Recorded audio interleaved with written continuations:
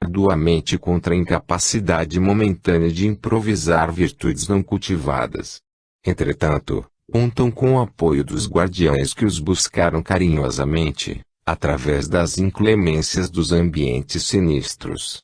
Incorporam-se aos caminheiros da verdade, sentindo-se estimulados a realizações benfeitoras.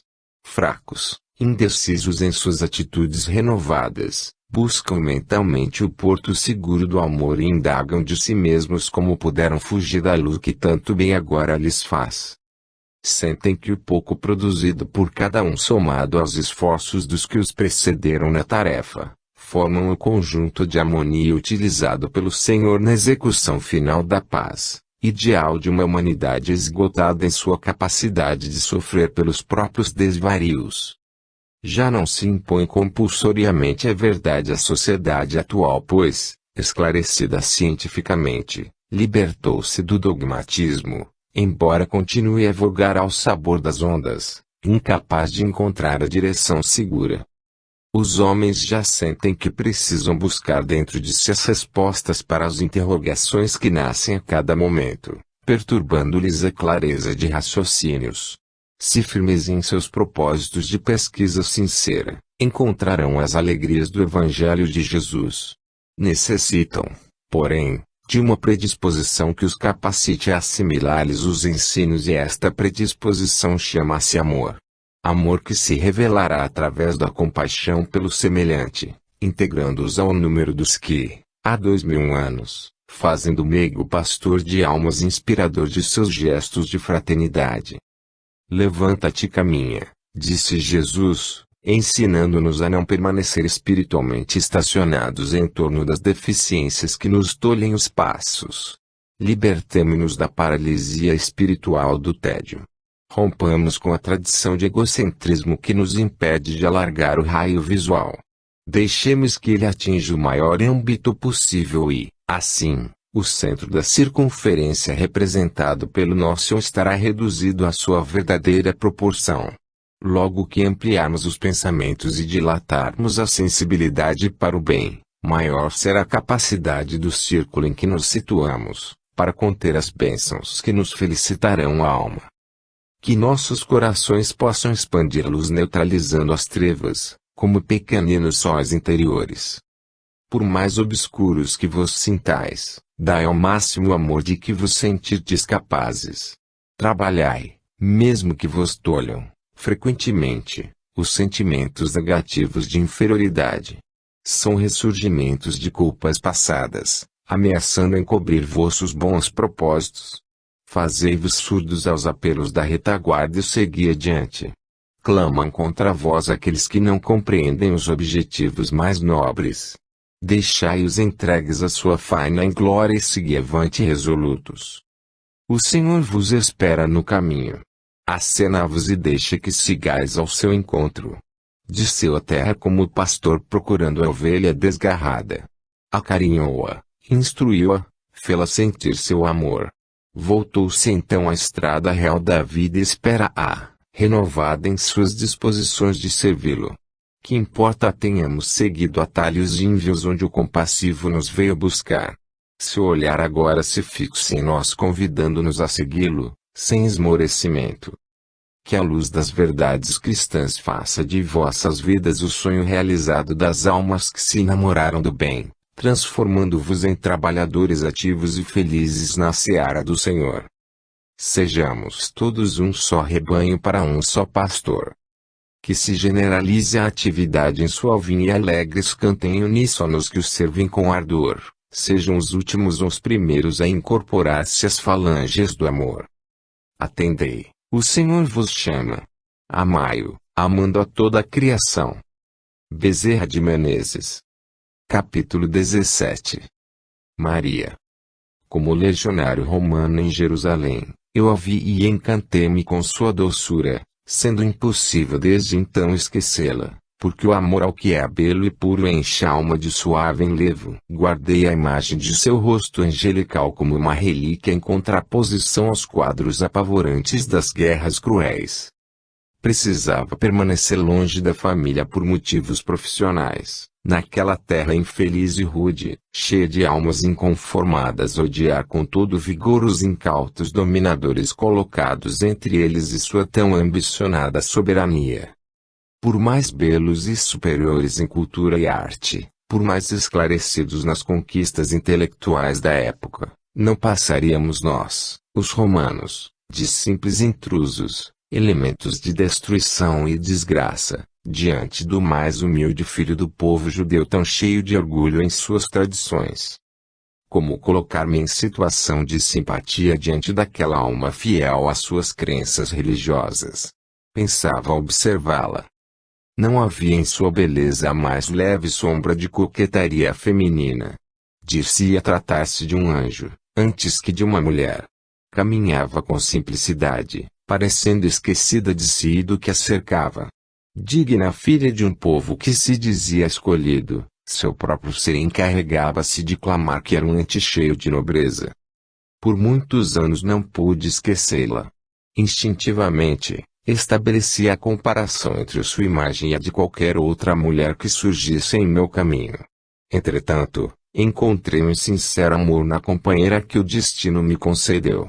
Com seus cabelos ruivos, seus olhos claros e suas mãos carinhosas encheu minha vida de paz. Fui feliz e pude viver normalmente, cercando-a das atenções que alimentam um amor fiel na esposa dedicada. Lembrava-me do meu sonho de rapaz como de um romance lido, que permaneceu na esfera mental, como recordação agradável.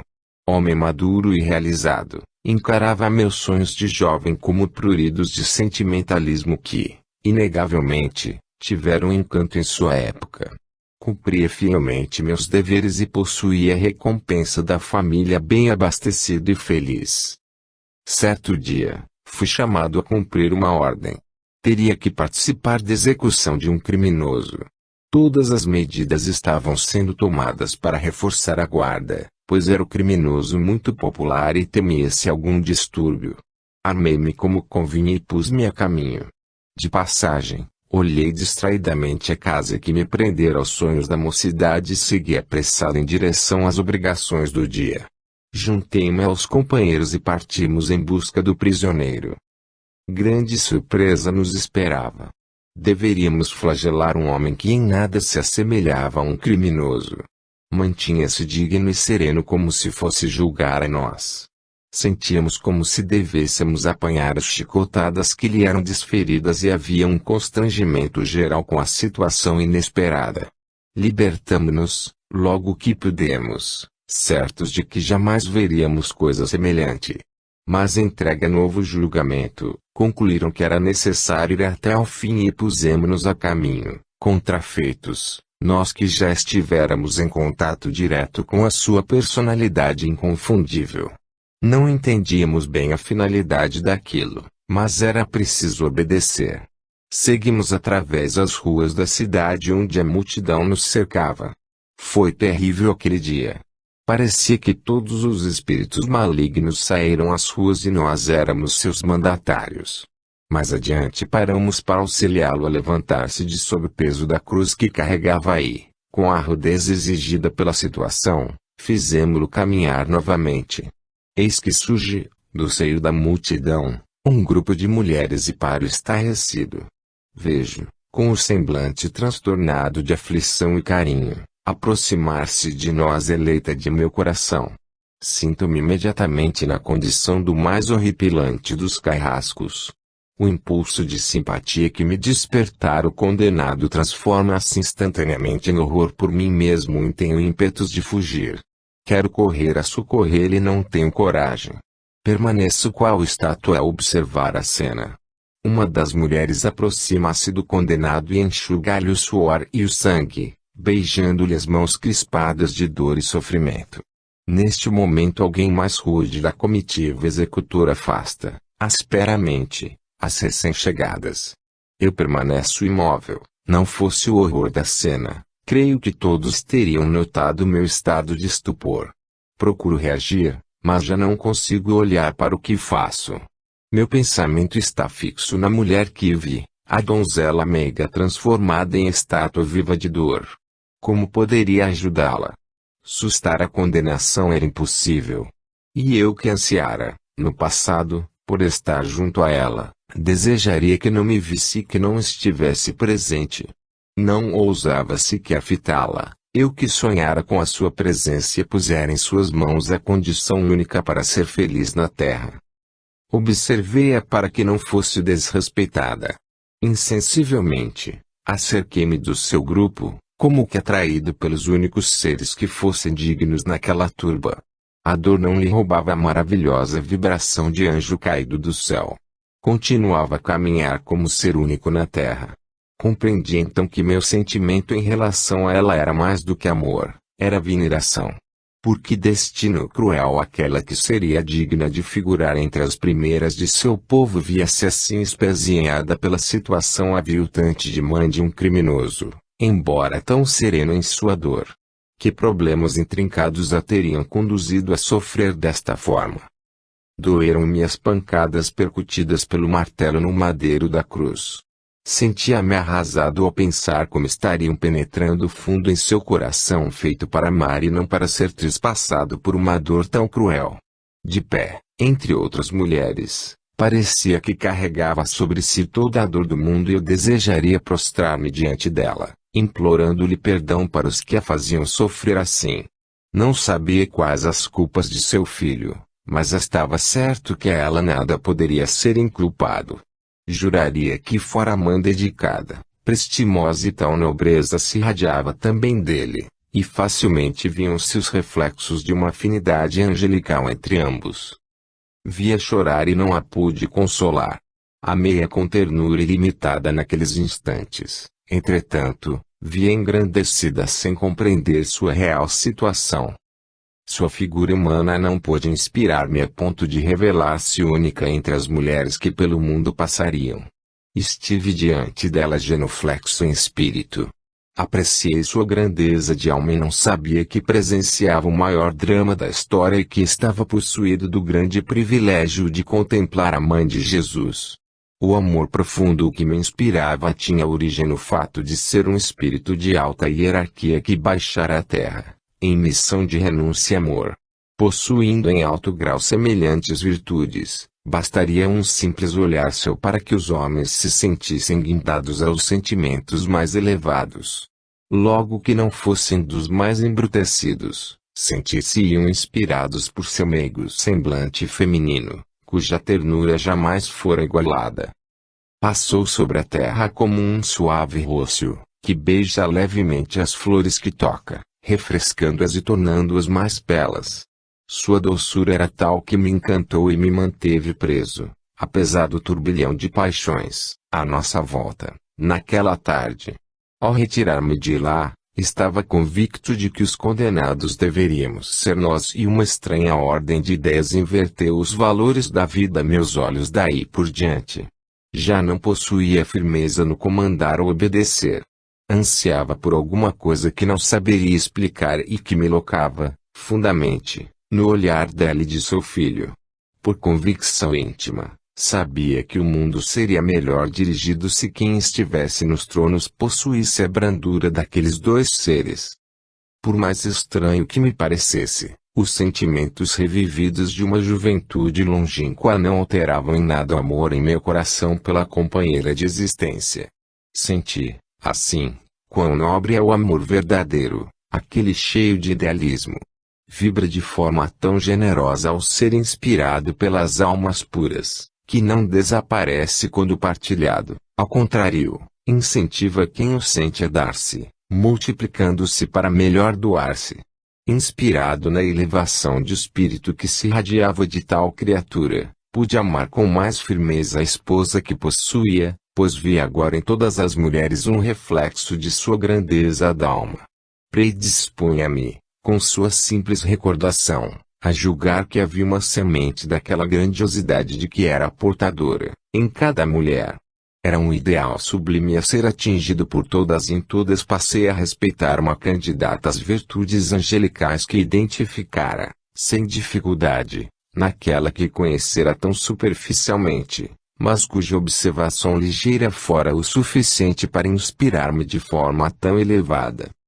Soube mais tarde que não me enganara. Ela era de fato a mulher escolhida na espiritualidade, modelo divino de todas as outras. Amo-a, como um legionário seu, hoje cheio de compreensão quanto aos deveres cabíveis em relação a este amor. Personagem obscuro de um drama que ainda não se findou, trocou hoje os papéis e, em vez de contemplá-la penalizado diante de sua dor, ponho-me a serviço da humanidade, por cujos erros também ela chorou. Cada gota de orvalho de seu pranto correu generosamente sobre o solo em que pisou e converteu-se em alimento para as almas que a amaram sem a compreender e que no presente procuram sentir a grandiosidade de sua missão ainda não terminada junto aos homens. Deixou sobre a terra o perfume de sua passagem. Em sua personalidade inspiraram-se santos e poetas, pois os santos são os poetas da vida real. Sublimou-nos os sentimentos de amor. Deu-nos, em sua grandeza espiritual, o exemplo do que pode ser o toque feminino na vida do homem, dedicação, amor, grandeza moral. Elevou a categoria de anjo protetor à condição de mulher, que até então permanecia catalogada entre as propriedades prazenteiras do homem. Enfim, despertou entre nós o sentimento de grandiosidade que existe na missão de ser mulher ao cuidar, com suas frágeis mãos, daquele que tem nas suas a orientação do mundo. Que mais belo destino poderão as mulheres desejar desde então do que, com sua aparente fragilidade, servir de sustentáculo para toda a criação? Que outro ideal do que construir, na obscuridade do lar e no silêncio do seu coração, o caráter dos que sairão pelo mundo a servir, tendo a coluna mestra de seus sentimentos sustentada pelas vigas do amor que aí foram introduzidas por doce influência materna. Colaboradoras da vida, despertai para a grandeza de vossa situação. Sois as preciosas empresárias do Senhor.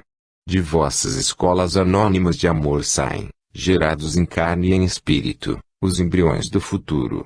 Libertai-vos das falsas concepções da época que buscam destruir os nobres sentimentos femininos envolvendo-vos na perseguição de situações privilegiadas no terreno da animalidade. Os que sustentam que sois instrumentos de seu prazer exclusivista ignoram as sementes de vida superior que existem em vós.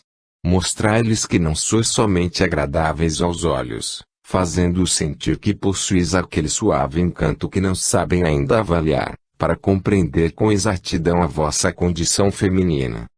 Negai-vos a estacionar na condição animalesca que vos querem restringir. Irradiai às suas almas a grandeza do espírito negando-vos a submissão aos encantos fáceis da vida. Dai-lhes testemunhos suficientes de altruísmo e amor, repetindo-lhes a saciedade, que a esta missão tudo sacrificareis, pois viestes ao mundo para dar, a quem desejar, a oportunidade de vida e progresso que recebestes ao serdes recolhidas em vossos lares pelo aconchego do amor materno. Bradai aos quatro cantos do mundo, somos mães. Esta é a missão que nos enobrece. Tudo o mais é secundário e virá por acréscimo. Como tal, sentimos-nos mandatárias imediatas do Senhor, pois entre Ele e nós há ligar-nos a condição de criadoras e mantenedoras da vida. Que nos respeitem e que nos amem, por verem em nós as intermediárias e zeladores da existência. Um humilde servo de Maria, Dracus. Capítulo 18. O lar. Célula viva da sociedade, produz em seu interior os movimentos e reações necessários à manutenção do conjunto a que pertence. Às primeiras horas de sua formação, exala-se caricioso perfume dos elementos de amor que lhe são introduzidos. Há entusiasmo, alegria, esperança. Sorriem os que tomaram a si a tarefa de sustentá-lo, certos de todas as realizações na preservação da paz e da felicidade.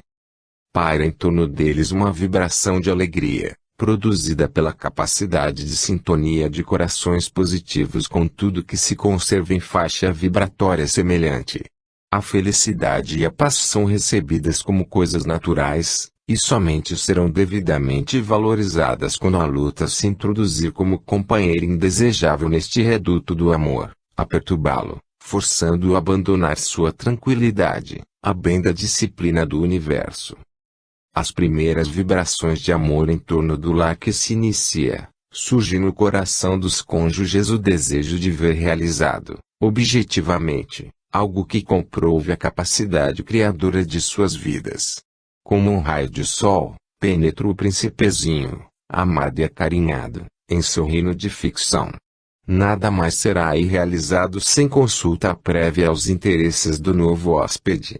Quem ousaria contrariar a dedicação dos que lhe deram ser?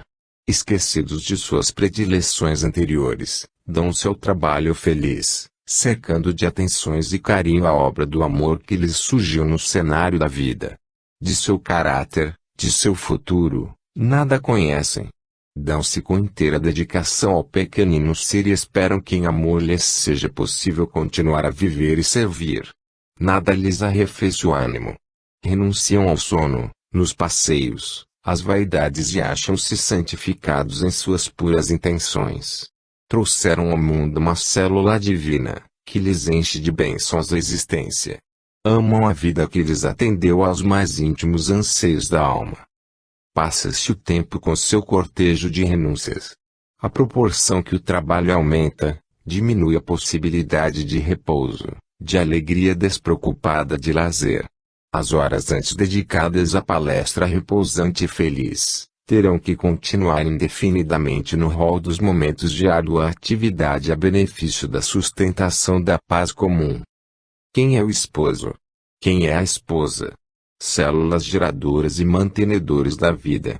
Se souberem interpretar devidamente o papel que a vida lhes outorgou, é chegado o momento de se sentirem realizados, pois há um programa de imensa beleza traçado pelo Senhor àqueles que pretendem desfrutar os benefícios da bendita simbiose de almas no matrimônio. São parceiros de uma atividade abençoada que os glorifica, instrui, eleva e dignifica. Aprenderão a dar e, após se verem espoliados por amor, fitar-se-ão nos olhos sentindo a felicidade do dever cumprido. Serão intensamente felizes se compreenderem a infinita grandeza que existe em serem os substitutos do Pai junto a quem deles tudo espera. Há um universo dentro de cada lar. A grandiosidade da criação em seu esplendor não poderia caber, é certo, nos limites estreitos de uma pequena morada terrestre. Porém, se observarmos o fenômeno da formação de um lar, veremos que há na realidade aí uma reprodução do universo, de tal grandeza espiritual, que ainda não foi alcançado pela maioria dos homens. As virtudes de que são portadores os espíritos de alta hierarquia têm seu embrião nas pequeninas vitórias de todos os dias. Quem poderá ser um anjo de luz em missão de amor e renúncia, se jamais tiver vibrado em um início dessa virtude pela dedicação a seu núcleo familiar? Como poderá vencer as distâncias interplanetárias com a alma risonha e feliz, se não tiver antes aprendido a percorrer pacientemente os quilômetros incontáveis, entre a sala e a cozinha, entre o quarto do doente e a enfermaria que lhe fornecerá os recursos de alívio? Neste humilde vai-vem, consolidam-se as virtudes do espírito. Muitas almas que a ele se entregaram, robustecendo de forma feliz as próprias vibrações de paz, voltaram espontaneamente a repetir os exercícios de paciência e sacrifício que lhe proporcionaram as alegrias do esquecimento de si mesmas. Amaram de tal forma o lar como instituição elementar do amor, que a ele novamente se prenderam felizes, como particulares integrantes de paz da grande sinfonia que envolve a terra. Sabiam, ao reencarnarem, que quanto mais lhes fosse exigido pelo grupo familiar, mais seria preciso aprender a dar. Surgiram então estes heróis anônimos, estigmatizados pela cegueira humana como vítimas de seus companheiros de existência, almas sem capacidade para reação. A humildade é o sentimento predominante em seus espíritos. Tudo lhes pode ser proveitoso, dependendo de suas reações nobres, alegria que da terra levarão consigo, sob a forma de vitória interior. Conhecem a alegria real, pois embora pareçam escravos de obrigações penosas, estão libertos das paixões que agrilhoam a alma ao longo da vida. Trazem a coroa de espinhos que aparentemente lhes foi imposta, mas na realidade um laurel de luz, irradiação da mais nobre de todas as virtudes, a renúncia por amor. Dirão muitos que são seres de visão acanhada, ignorando que assim vivem porque não saberiam entregar-se à faina inglória das paixões vis. Experimentai, mesmo mentalmente, examinar as reações que tomariam de chofre nobres almas cheias de sabedoria e paz, se submetidas a ebulição semelhante. Quem não terá visto grandes mestres do intelecto e da razão sucumbirem diante de provas que um rude camponio é dado enfrentar com serenidade no seio de sua organização familiar? Seria a força da resignação produto da ignorância? Ou elevar-se aos píncaros da razão na afirmação de autossuficiência intelectual terá produzido o atrofiamento da humildade e da confiança na justiça do Eterno? Um halo de luz vibra com calor em cada lar harmonizado, pois existem aí autênticas vitórias do espírito. São mandatários de Deus aqueles que conseguem harmonizar forças heterogêneas a benefício do progresso geral. Que se rejubilem, pois suas vitórias são constatadas nas vitórias do conjunto e ninguém pode delimitar, com exatidão, a contribuição de cada qual. Dentro do lar as maiores dádivas são realizadas no silêncio do próprio espírito cônscio de seus deveres, e as mais profundas alegrias são confiadas a Deus com a felicidade de uma irmanação completa junto ao semelhante. Dirigi todos os vossos esforços no sentido de estabelecer, entre vós e vossos irmãos, uma tal corrente de simpatia e amor, que possais honestamente afirmar que procurais amar a Deus sobre todas as coisas e ao próximo como a vós mesmos. Esforçai-vos e que não haja, entre vós e vossos companheiros de jornada, a menor barreira impedindo dirigir-vos em termos de igualdade para com todos. Amai-os, sejam eles como forem. Servi-os, engrandecendo vossa capacidade de dar. Se desejais o progresso dos que vos cercam, desejai-o tanto quanto o vosso próprio, aproveitando as oportunidades de evolução que eles vos proporcionam. Quanto à parte que lhes compete, o Senhor os proverá tanto mais rapidamente quanto os souberdes amar e servir. Não os recriminemos por não serem capazes de realizar tanto quanto nos agradaria. Amemo-os como são e a paz nos virá ao coração. Sejamos amigos, fraternos, consoladores e fortes em nossa capacidade de servir, como a árvore frondosa de tronco robusto. Que o Senhor vos auxilie, pequeninos elementos formadores das células do lar, a fim de que, saneados em vossas disposições de nobremente servir, possais colher o fruto de vossos esforços, na alegria de serdes focos de luz a irradiar harmonia e paz. Desta forma, em breve todos os corações que vos cercam estarão a vós ligados pelos mais doces laços afetivos. Tereis então oportunidade de vos retemperardes nas ondas infinitas do amor verdadeiro. André Luiz. Capítulo 19. Alegrias espirituais. Uma palavra de amigo, no infortúnio qualquer, produz o efeito de bálsamo que, com carinho, é posto sobre a ferida. Por isso, dirigimo-nos às almas que, inexperientes, ferem-se na ânsia de caminhar através das estradas espinhosas da libertação espiritual. Encontra-se, muitas vezes, o espírito num vasto campo, estacionado, quando lhe falam de paragens celestiais que poderão ser atingidas após grandes esforços. Põe-se a caminho, decidido a vencer e, sem sentir a mágoa que lhe causam os espinhos, transpõe grandes distâncias, chegando ao fim da estrada onde pode repousar, contemplando o largo campo florido de sua terra de promissão. Bendiz o nome do Pai e prostra-se em adoração sem limites, desejando permanecer para sempre no campo da paz e da realização positiva que lhe é facilitada. Sua coragem e desenvoltura granjearam-lhe a possibilidade de alargar horizontes, porém, seu nível espiritual não permite maior permanência no local que atingiu. É ali tolerado temporariamente como prêmio ao valor de quem se candidata a novas conquistas. Por espírito de disciplina, no momento do regresso, submete-se pacientemente, mas permanece-lhe no íntimo a revolta, sob a forma de inconformidade. Identificando a inferioridade do ambiente a que pertence, lamenta-se ao invés de alegrar-se por receber estímulo tão generoso ao seu progresso espiritual. De retorno ao convívio amoroso de seus companheiros, que antes lhe proporcionara alguma alegria, sente-se desanimado e infeliz. Pobre ser! Ao ser brindado com a possibilidade de atravessar os muros que o separavam do campo da vida, após longa caminhada de sacrifícios, somente soube trazer no coração veneno da tristeza, através da inconformidade com sua humilde condição. Se não lutar contra essa tendência nociva, mais tristezas acumulará-se que alegrias, pois nada lhe parecerá satisfatório em seu ambiente comum.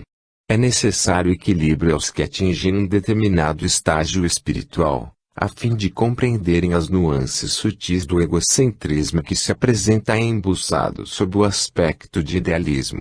Nunca será demasiado alertar as consciências que se enamoram das grandezas da vida eterna quanto à necessidade de aprender a ver, como convém, os diversos aspectos da vida diária. Não se esqueça o espírito desejoso de progresso de que a argamassa sólida sobre a qual repousa a construção definitiva do espírito baseia-se na união perfeita de pequenas pedrinhas trazidas ao edifício moral através do cuidado minucioso com o minuto que passa. Nenhum bem será realmente duradouro se houver a contrabalançá-lo um mal, como a moeda não terá valor se cunhada somente em uma das faces. Comprova-se o real valor do discípulo pela capacidade de enfrentar com galhardia as mais diversas situações. Aquilataremos de sua evolução na capacidade que testemunhe de produzir, nos olhos alheios, o reflexo das alegrias que refulgiram nos seus. Que sorri ao ver sorrir, que ame como é amado pelos que lhe estão à vanguarda. Somente quando se mostrar capaz de receber as dádivas materiais e espirituais sem desequilíbrios poderá candidatar-se a maiores aquisições. Que acarinhe, abençoe, ame os que lhe seguem os passos, como um meio de mostrar-se grato a quem lhe faz o mesmo. Não como uma necessidade de retribuição, mas como um exercício de aprimoramento das próprias vibrações. Quando se aconselha a gratidão ao Pai, não há aí uma indicação de personalismo no Ser Supremo. Ensina-se o aprendiz a integrar-se à felicidade de servir. Recomenda-se que dê como recebe, para que sinta a realidade de que, muito mais se beneficia quem dá, do que quem estaciona na condição receptiva através de uma falsa noção de conveniência. O processo indicado para a aquisição da alegria espiritual permanente é recebê-la nos momentos de júbilo e transmiti-la através do trabalho árduo àqueles que não a conhecem. No esforço de conservá-la para despertá-la em alguém, teremos conseguido multiplicá-la dentro de nós. Orai e meditai. Após, felicitai-vos com o testemunho de amor. Quando orais ou vos entregais ao trabalho espiritual, alargam-se vossos horizontes, pois procurais colocar-vos em situação de igualdade, perante Deus, em relação a vossos irmãos, elevando humildemente vossos corações. Estendei estas vibrações a todas as horas de vossa vida para que estejais em constante prece, por atos e palavras. Que não haja um hiato. Que as vibrações e palavras, sigam-se as ações. Ponde à prova o que afirmamos. Esquecei-vos de todas as indagações em torno de vossa paz e ocupai-vos, com amor, a fazer a dos outros no que vos for possível. Tudo mais é supérfluo porque inconsistente, se nesse desejo sincero de harmonização com a vida não estiver baseado. Todo esforço que não vier de um anseio de real integração no conjunto da vida será um desviamento do objetivo principal. Será necessário então construir estradas de retorno que lhe adiarão o momento de alcançar a paz. As alegrias espirituais intensas são trazidas a título de estímulo ao esforço de integração harmonizada com as situações da vida, que só é possível através do esquecimento próprio e do desejo constante de produzir efeitos semelhantes em nossos irmãos mais próximos. Graças a Deus. Nicanor. Capítulo 20. o sexo como instrumento de purificação e engrandecimento da alma.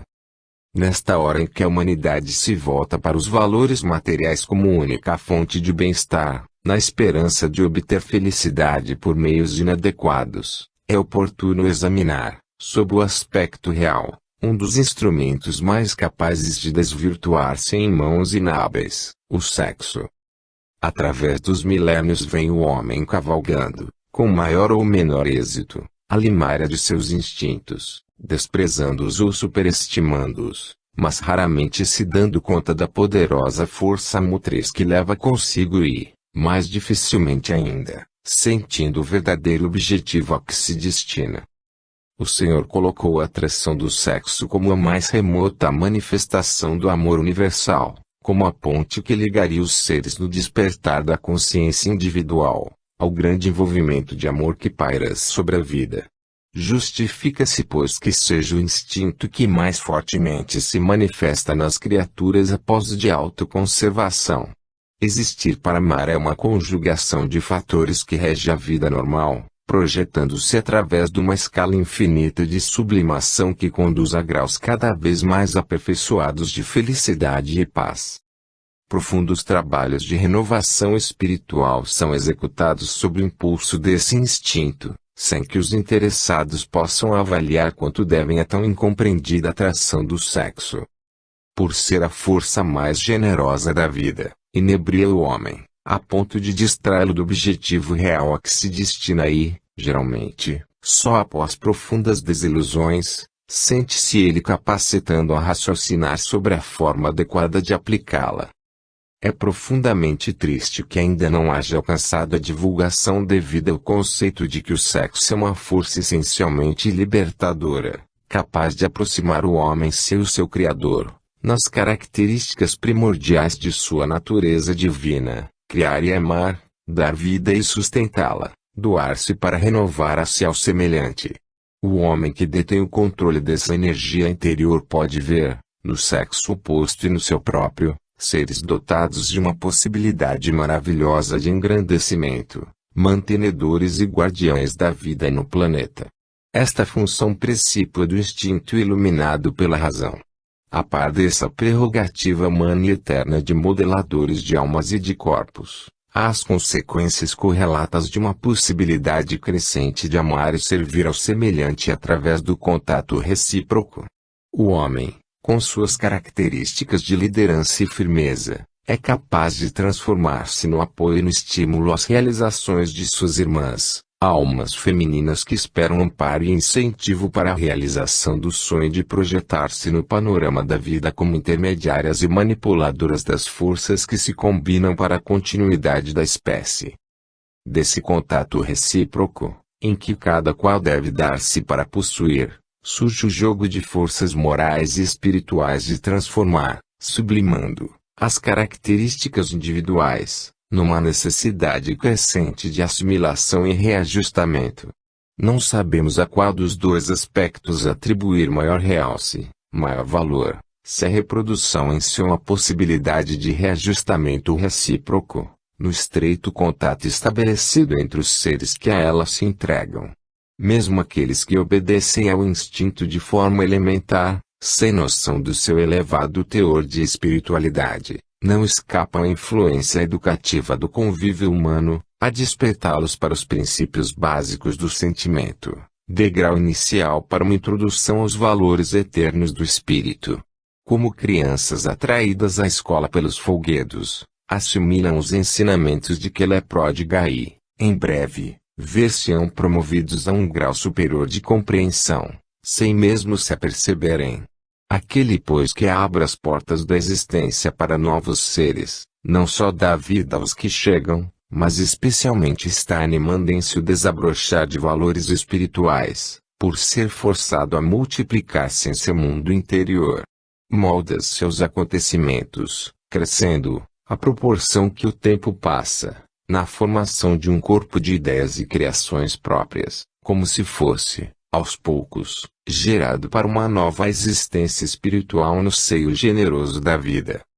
Infelizmente, porém, há duas formas de deturpação interior do instinto, provindas da incompreensão causada por uma distorção psicológica. Uns perdem de vista os valores eternos dessa força espiritualizante, outros, por sentirem sua intensidade, passam a temê-la tolhendo indefinidamente, negando-se a reconhecer a possibilidade de evoluir ao seu impulso. Em ambas essas formas, o espírito encontra-se desviado. Na primeira, nega-se a evoluir, estacionando no terreno das sensações animalizadas sem aspirar à essência divina dos valores eternos que se ligam a um fator essencialmente temporário e instável, o instinto sexual. Desnudam a grande verdade da vida de sua força espiritual contemplando-a qual estátua morta, incapaz de transfigurar-se. Perdem o doce milagre da sublimação do amor, não ultrapassando a fronteira que separa a felicidade material da felicidade do espírito. Que dizermos àqueles que se fecham à influência da carne por temor de enfrentá-la? Estarão desenvolvendo as forças de repressão, aplicando suas energias num sentido de reter e não de sublimar e desenvolver. A energia pura da espiritualidade que pode ser canalizada através da experiência do sexo é digna de transportar os homens aos degraus da purificação, se orientada num sentido verdadeiro e jamais degradará quem a sente e vive como uma bênção da vida. Quem sob os cumes de uma espiritualização real, pode prescindir dessa forma embrionária do amor, mas jamais a sufocará enquanto existir. Ao contrário, usufruirá, ao seu contato, das premissas de uma situação de espiritualidade em vias de se concretizar. Não existe evolução consolidada para a sublimidade do amor espiritual quando for necessário sufocar o instinto. Aquele que já o sublimou, orienta-o sem recalcá-lo, não foge dele porque não o teme e sente a verdadeira interpretação que lhe deve dar, fonte de união, de progresso coletivo, de amor, em suas manifestações primeiras. A mente evoluída dirige o sexo. Canaliza-o para as suaves impressões do amor doação, que aproxima do amor universal, no sentido verdadeiro de fraternidade, feliz por participar das lutas e problemas evolutivos dos seres a quem se liga. Eis porque a evolução do instinto sexual leva o homem a congregar-se em famílias e, embora sua natureza animal muitas vezes clame contra essa condição restritiva, a situação de espírito em processo evolutivo não lhe permite mais prescindir do aconchego dos seres amados. Muitas palavras têm sido pronunciadas em torno do problema que constitui para o homem tornar-se senhor de sua natureza animal, porém a solução para tal impasse só será alcançada quando sentir que preponderância a sensibilidade espiritual sobre a instintiva e isso só se fará quando souber alcançar as suaves vibrações do amor cristão ao semelhante. À proporção que esta capacidade de amar em espírito e verdade se desenvolve, deixa o homem desboroar-se contra a dureza do instinto animal, para guiá-lo como força útil aos seus objetivos mais altos. A luta travada no caminho evolutivo para alcançar o domínio do instinto é cheia de espinhos, porém eles serão menos perigosos à proporção que a criatura não os fixar em si. Nas sucessivas encarnações em que o espírito mergulha na matéria densa, vai aos poucos sentindo a possibilidade de aliviar-se do peso da escravidão ao instinto. Registrando em sua consciência as consequências nefastas de uma submissão indesejável à força animal, chegará, pela experiência própria, a conquistar um grau evolutivo superior no qual possa ver à distância o terreno em que pisa quando é ao contato da matéria, estabelecendo rumos novos à própria vida. O instinto então surgirá diante dele como uma das muitas forças que a natureza concede com a finalidade grandiosa de plasmar na terra o reino de paz e amor com que sonha sem saber onde buscá-lo. Glória a Deus, o Senhor de todas as coisas, cuja sabedoria criou as forças da vida com o objetivo sublime do engrandecimento espiritual. Paz e vitória a todos os homens. Ramatiz. Capítulo 21. A amiga fiel. Diante da eternidade, somos como ânforas muito antigas onde são colocadas camadas sucessivas de experiências. Se pudéssemos mergulhar a sonda do pensamento ao fundo do vaso, veríamos que, o que nos causa aversão hoje, Foi muitas vezes objeto de nossa predileção no passado. Aquele que condena, asperamente, o proceder leviano de seus companheiros de existência, não raro passou pelas mesmas experiências, agasalhando idênticas reações. No percurso realizado, cuja extensão não podemos avaliar, milhares de atitudes extemporâneas terão sido ornadas por nossos espíritos sequiosos de proveito imediato na pauta dos sucessos diários. Impulsos que hoje nos pareceriam incompatíveis com nossa natureza marcaram, indelevelmente, as atitudes mentais do pretérito, trazendo ao espírito conturbado o determinismo fatal de reviver proveitosamente a experiência malograda.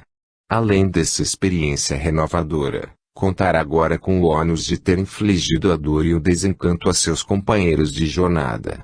Permanece em dívida com a vida e sente-se impelido a saudá-la com esforços redobrados. Sua alma encontra-se condicionada aos reflexos negativos do passado e idênticas situações, reações semelhantes surgirão.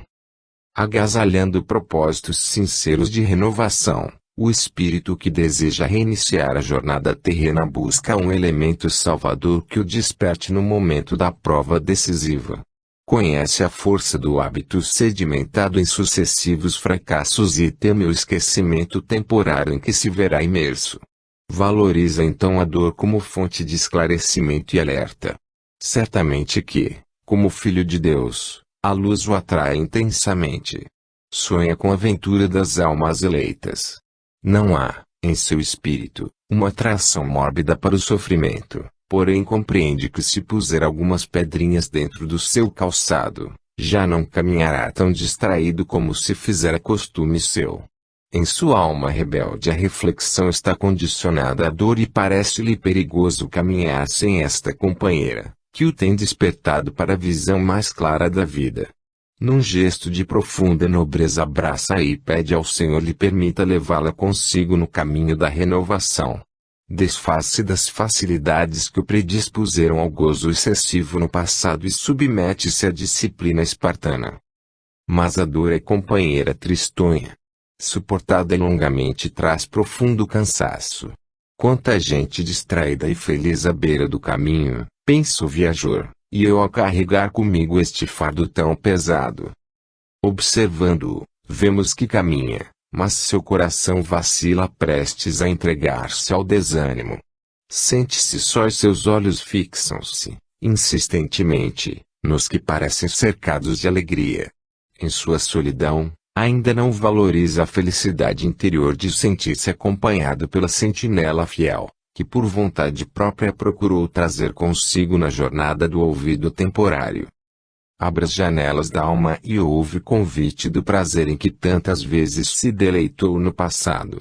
Ao pequeno fio de consciência das verdades eternas que corre timidamente sob a forma de uma tênue hesitação, opõe a resistência do desejo de prazer deturpação do anseio de felicidade que o caracterizou em suas resoluções nobres no além.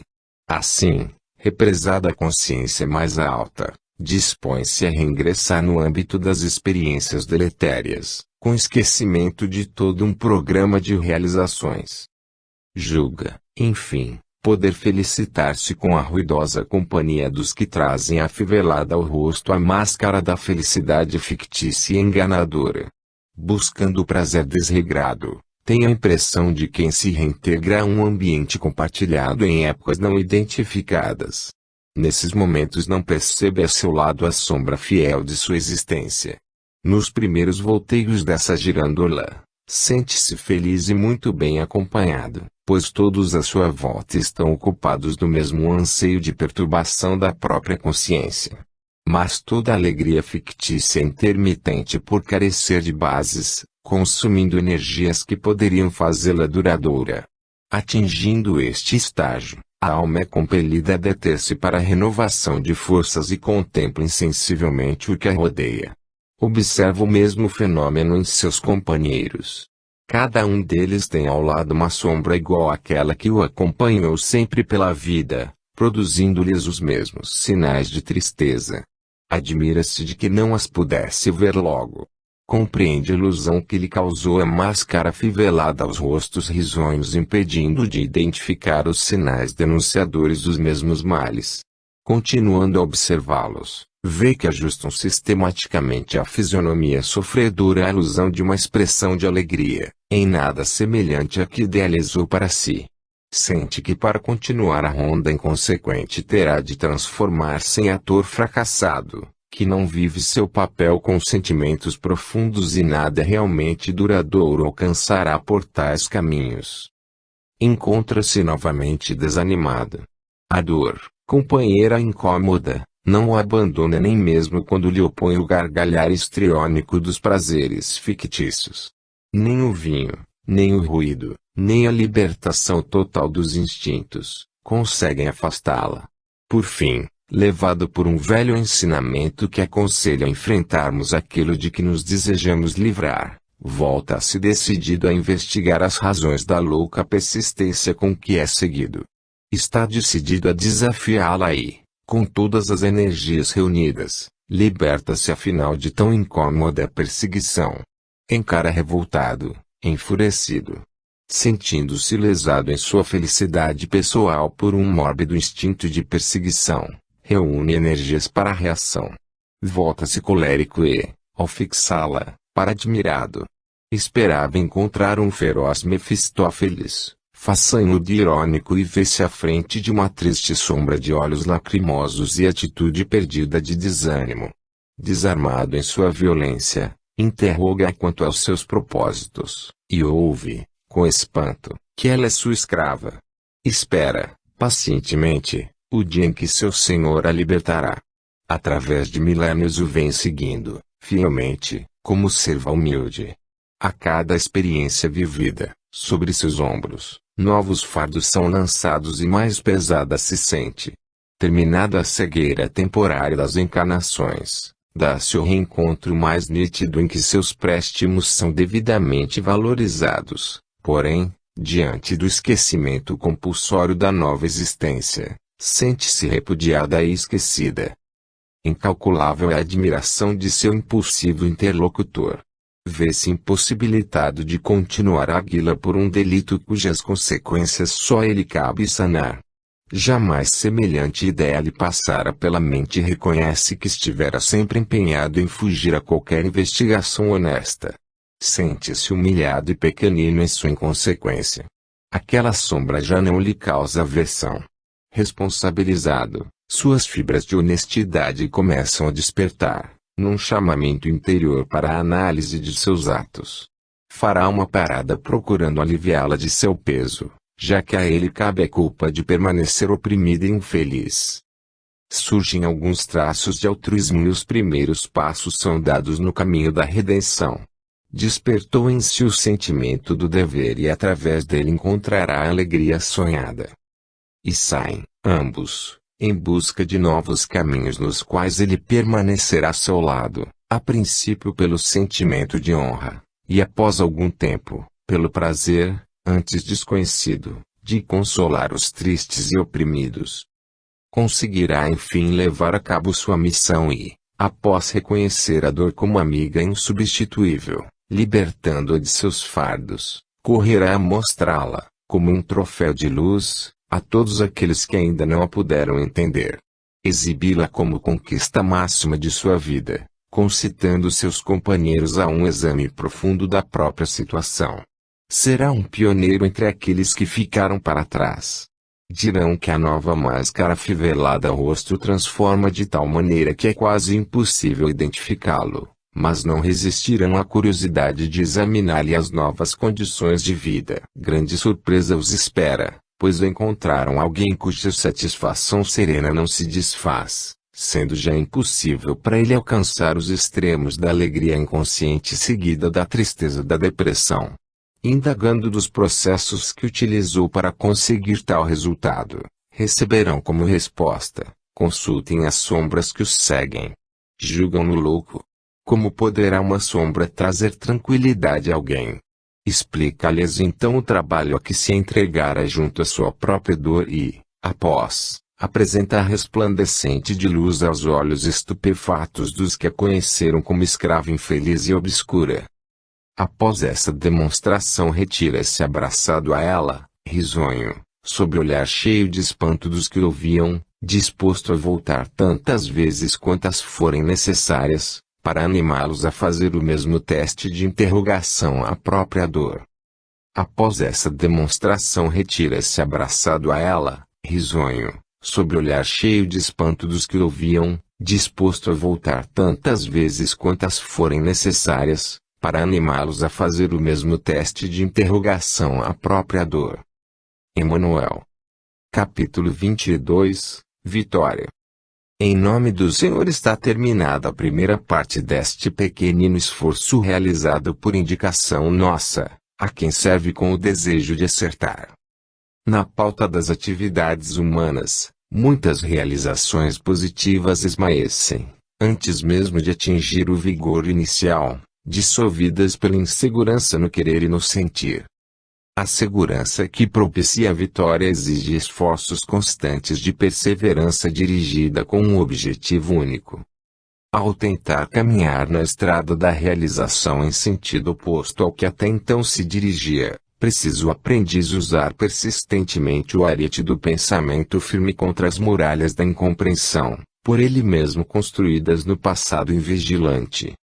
Para nós que procuramos cercar de carinho toda a virtude iniciante, torna-se muitas vezes impossível evitar um prolongado hiato entre duas fases de produção construtiva, em virtude de ser propriedade exclusiva de seu possuidor a chave do pensamento, que aciona a ponte movediça dos sentimentos, propiciando ou retendo a passagem das verdades eternas pelo canal da inspiração.